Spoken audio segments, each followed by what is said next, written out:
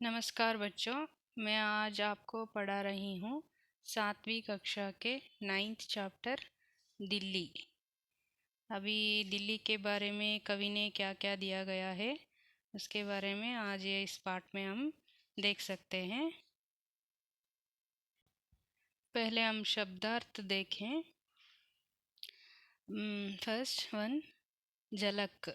झलक का मतलब क्या होता है? झांकी। दीवाने, दीवाने दीवाने आम, आम दरबार। आम आम आदमी के राजा से भेंट करने की जगह। दीवाने खास, दीवाने खास का मतलब खास दरबार। नक्काशी मतलब चित्रकारी। शान, शौकत मतलब क्या है? वैभव।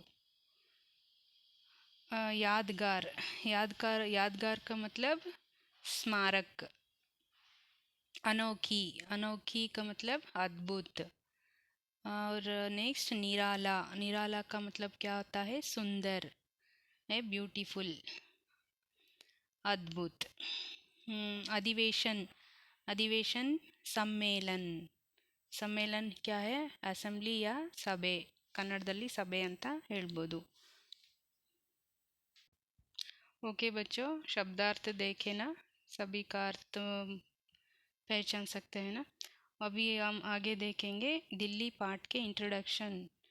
भारत की राजधानी दिल्ली के विभिन्न स्थानों का परिचय कराना इस पाठ का उद्देश्य है। इस पाठ में क्या, इस पाठ का उद्देश्य यह है कि भारत में भारत के राजधानी दिल्ली में कोई अलग अलग स्थान होगा ना। सम विजिटिंग प्लेसेस है और दिल्ली हमारे देश की राजधानी है। वो फेमस प्लेस, विजिटिंग प्लेसेस कौन सा है इसको हम इधर पे देखेंगे। ओके बच्चों, देख लो पाठ, ध्यान से सुनो। भारत हमारा देश है। ಭಾರತ್ ನಮ್ಮ ದೇಶ, ದಿಲ್ಲಿ ಇಸ್ಕಿ ರಾಜಧಾನಿ ಹೇ। ದಿಲ್ಲಿ ಏನು ಕ್ಯಾಪಿಟಲ್ ಸಿಟಿ ಆಫ್ ಇಂಡಿಯಾ? ಯಾವುದು? ಡೆಲ್ಲಿ, ಗೊತ್ತಲ್ವಾ ನಿಮಗೆಲ್ಲ? इस विशाल नगर में हम पुरानी और नई सभ्यताओं की झलक पा सकते हैं। ಅಂದರೆ ಈ ವಿಶಾಲವಾದ ನಗರದಲ್ಲಿ, ಇಷ್ಟು ದೊಡ್ಡ ಸಿಟಿನಲ್ಲಿ ನಾವು ಏನು ನೋಡ್ಬೋದು? ಪುರಾನೆ और नई सभ्यताओं, ಹಳೆಯ ಪ್ರಾಚೀನ ಮತ್ತು ಹೊಸ ಅಂದರೆ ನ್ಯೂ, ಹೊಸ ಹಳೆಯ ಮತ್ತು ಹೊಸ ರೀತಿಯ ಸಭ್ಯತೆ ಅಂದರೆ ಅಲ್ಲಿನ ಆಚಾರ ವಿಚಾರಗಳನ್ನು ನಾವು ಈ ಪಾಠದ ಮೂಲಕ ನಾವು ನೋಡಬಹುದು। दिल्ली का लाल किला बहुत प्रसिद्ध है। ಫಸ್ಟ್ ಇಲ್ಲಿದೆ ನೋಡಿ ರೆಡ್ ಫೋರ್ಟ್, ಇದ್ರ ಬಗ್ಗೆ ನಾವು ತಿಳ್ಕೊಳ್ಳೋಣ। ಲಾಲ್ ಕಿಲಾ ಅಂದರೆ ರೆಡ್ ಫೋರ್ಟ್ ಅಂತ। दिल्ली का लाल किला बहुत प्रसिद्ध है। इसके दीवाने आम और दीवाने खास देखने लायक है। ಇಲ್ಲಿ ಏನಿದೆ ಎರಡು, ದೀವಾನೆ ಆಮ್ ಅಂದರೆ ಅದು ರಾಜರ ದರ್ಬಾರಲ್ಲಿ ಪ್ರಜೆಗಳು ಹೋದಾಗ ಅವರ ಕ್ಷೇಮ ವಿಚಾರಿಸುವಂಥ ಒಂದು ಪ್ಲೇಸ್ ಆಗಿರುತ್ತೆ। ದೀವಾನೆ ಖಾಸ್ ಅಂದರೆ ಅವರು ಪ್ರೈವೇಟ್ ದರ್ಬಾರ್ ಆಗಿರುತ್ತೆ। ಇದೆರಡೂ ಅಲ್ಲಿ ಪ್ರಮುಖವಾದದ್ದಂತೆ। ದೀವಾನೆ ಖಾಸ್ ಸಂಗಮರ್ಮರ್ ಸೆ ಬನಾ ಹೇ। ಸಂಗಮರ್ಮರ್ ಅಂದರೆ ಅದೊಂದು ರೀತಿಯ ಶಿಲೆ।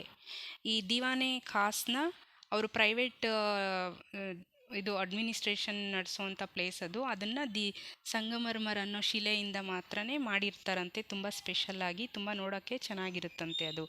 ಇಸ್ಕಿ ಭೀತರ್ ದೀವಾರೋं की नक्काशी बहुत बढ़िया है। ದೀವಾನೆ ಖಾಸ್ ಈ ಆ ಒಂದು ಸದನದಲ್ಲಿ ಒಳಗಡೆ ತುಂಬ ಚೆನ್ನಾಗಿದೆಯಂತೆ। ನಕ್ಕಾಶಿ ಅಂದರೆ ಅಲ್ಲಿ ಆರ್ಟ್ಗಳು, ತುಂಬ ಚಿತ್ರಗಳು, ಕಲೆಗಳು, ಚಿತ್ರಕಲೆಗಳು ಅದೆಲ್ಲ ತುಂಬ ಚೆನ್ನಾಗಿ ಮಾಡಿದಾರಂತೆ। ಲಾಲ್ ಕಿಲೆ ಕೆ ಪಾಸ್ ಹಿ ಜಾಮಾ ಮಸ್ಜಿದ್ ಹೇ। ಜಾಮಾ ಮಸೀದಿ ಅಂದರೆ ಗೊತ್ತಲ್ಲ ನಿಮಗೆಲ್ಲ, ಮುಸ್ಲಿಮ್ಸು ಪ್ರೇ ಮಾಡುವಂಥ ಪ್ಲೇಸ್। ನಾವು ದೇವಸ್ಥಾನಕ್ಕೆ ಹೋಗ್ತೀವಲ್ಲ ಹಾಗೆ ಅವರಿಗೆ ಅದು ದೇವಸ್ಥಾನ ಆಗಿರುತ್ತೆ। ಈ ಲಾಲ್ ಕಿಲೆ ಹತ್ರ, ಈ ರೆಡ್ ಫೋರ್ಟ್ ಹತ್ರನೇ ಜಾಮಾ ಮಸೀದಿ ಇರೋದು। ಯಹ್ ಬಹುತ್ ಬಡಿ ಮಸ್ಜಿದ್ ಹೇ, ಇದು ತುಂಬ ದೊಡ್ಡ ಮಸೀದಿ ಅಂತೆ. ಯಹ ಮುಘಲ್ ಬಾದ್ಶಾಹೋಂ ಕಿ ಶಾನ್ ಶೌಕತ್ ಕಿ ಯಾದ್ಗಾರ್ ಹೇ. ಇದು ಏನನ್ನ ಸೂಚಿಸುತ್ತೆ, ಇದು ಯಾವುದಕ್ಕೆ ಫೇಮಸ್ಸು ಅಂದರೆ ಮೊಘಲ್ ಕಿಂಗ್ಡಮ್ ಇದಾರಲ್ಲ, ಅವ್ರದ್ದು ಒಂದು ವೈಭವವನ್ನು ಅದು ಹೇಳುತ್ತಂತೆ. ಅವ್ರು ಎಷ್ಟು ಶ್ರೀಮಂತಿಕೆಯಿಂದ ಅಲ್ಲಿ ಆಳ್ವಿಕೆ ನಡೆಸಿದ್ರು, ಯಾವ ರೀತಿ ದರ್ಬಾರ್ ಮಾಡಿದ್ರು, ಅಡ್ಮಿನಿಸ್ಟ್ರೇಷನ್ ಹೇಗಿತ್ತು ಅವ್ರದ್ದು ಅನ್ನೋದನ್ನು ನಾವು ಈ ಒಂದು ಮೂಲಕ ತಿಳ್ಕೊಬೋದಂತೆ. ಆ ಮಸ್ಜಿದಿಯನ್ನು ನೋಡಿದ್ರೆ ಮತ್ತು ಅದೆಲ್ಲ ನೋಡಿದಾಗ ನಮಗೆ ಅನಿಸುತ್ತಂತೆ ಅಷ್ಟೊಂದು ಇತ್ತು ಆವಾಗ ಆ ಕಾಲದಲ್ಲಿ ಅಂತ ಅನಿಸುತ್ತಂತೆ.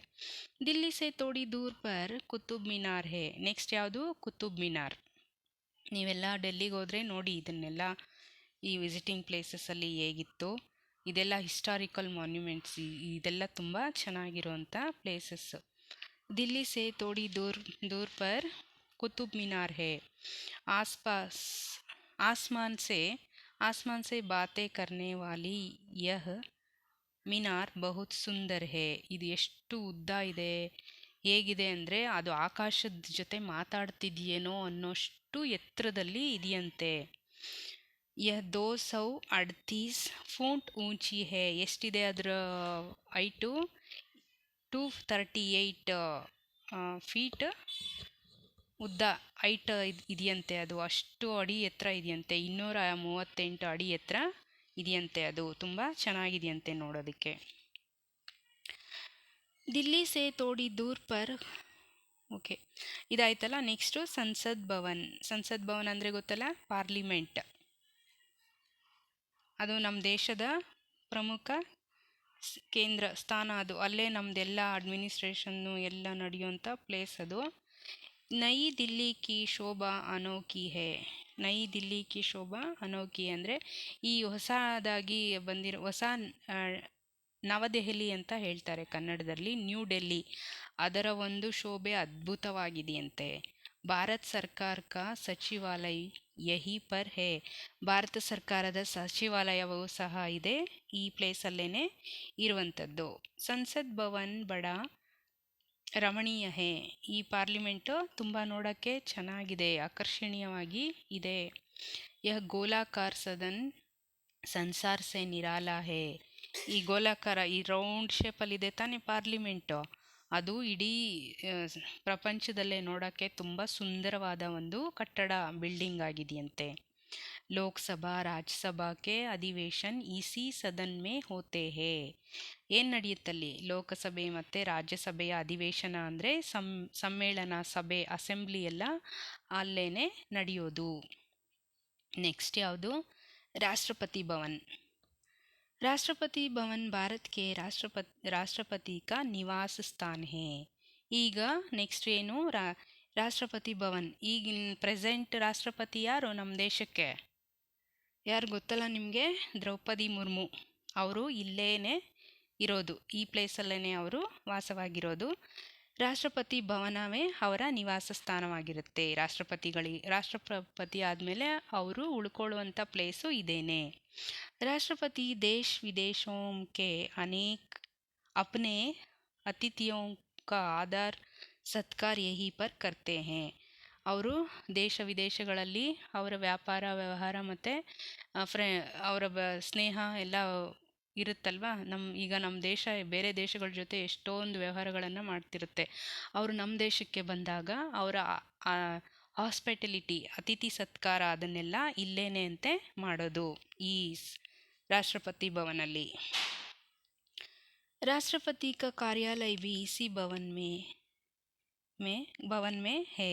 ರಾಷ್ಟ್ರಪತಿಗಳ ಕಾರ್ಯಾಲಯ ಅಂದರೆ ಆಫೀಸ್, ಕಚೇರಿನೂ ಸಹ ಇಲ್ಲೇನೆ, ಅವರೆಲ್ಲ ಕಾರ್ಯಾಲಯಗಳೂ ಇದೇ ಪ್ಲೇಸಲ್ಲೇ ಇದೆ. ಇಸ್ ಭವನ್ ಕೆ ಏಕ್ ಔರ್ ಬಾಗ್ ಮೇ ವಸ್ತು ಸಂಗ್ರಹಾಲಯ ಭಿ ಹೇ. ಈ ಭವನದಲ್ಲಿ ಒಂದು ಪ್ಲೇಸಲ್ಲಿ, ಒಂದು ಭಾಗದಲ್ಲಿ ಮ್ಯೂಸಿಯಂ ಸಹ ಇದೆಯಂತೆ. ಉಸ್ಮೇ ಕೈ ಅಮೂಲ್ಯ ಪ್ರಾಚೀನ ವಸ್ತುओं ಸಂಗ್ರಹ ಹೇ. ಅಂದರೆ ಹಳೆ ಪ್ರಾಚೀನವಾದ, ಅಂದರೆ ಏನ್ಷಿಯಂಟ್, ಹಳೆ ಕಾಲದಲ್ಲಿ ಉಪಯೋಗಿಸ್ತಿದ್ದಂಥ ಕೆಲವೊಂದು ವಸ್ತುಗಳು ಅಲ್ಲಿ ಕಲೆಕ್ಟ್ ಮಾಡಿ ಇಟ್ಟಿದ್ದಾರಂತೆ. ಅದು ನೋಡೋಕ್ಕೆ ತುಂಬ ಚೆನ್ನಾಗಿರುತ್ತೆ. ದಿಲ್ಲಿ ಮೇ ಇಸ್ಕೆ ಅಲಾವಾ ರಾಜ್ಘಾಟ್, ಶಾಂತಿವನ್, ಜಂತರ್ ಮಂತರ್, कानाट प्लेस, बिरला भवन, लक्ष्मी नारायण का मंदिर आदि अनेक दर्शनीय स्थान है.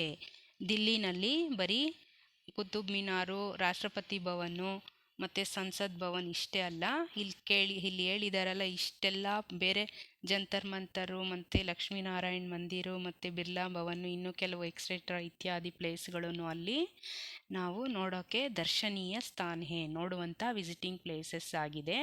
ನೀವೆಲ್ಲರೂ ಒಂದ್ಸಲ ಡೆಲ್ಲಿಗೆ ವಿಸಿಟ್ ಮಾಡಿ ಹೋಗಿ ಇದನ್ನೆಲ್ಲ ನೋಡ್ಕೊಳ್ಳಿ, ನೋಡಿ ಖುಷಿ ಪಡಿ, ಸಂತೋಷ ಪಡಿ, ಮತ್ತು ನೀವು ಎಕ್ಸಾಮಲ್ಲಿ ಇದ್ರ ಬಗ್ಗೆ ಚೆನ್ನಾಗಿ ಓದಿ ಒಳ್ಳೆ ಆನ್ಸರನ್ನು बरीरी. ओके बच्चों, आपके सभी मालूम हुआ ना, समझ में आए ना? ठीक से और एक बार लिख लो और पढ़ो. हमारे चैनल को सब्सक्राइब करो, लाइक करो बच्चों. Thank you.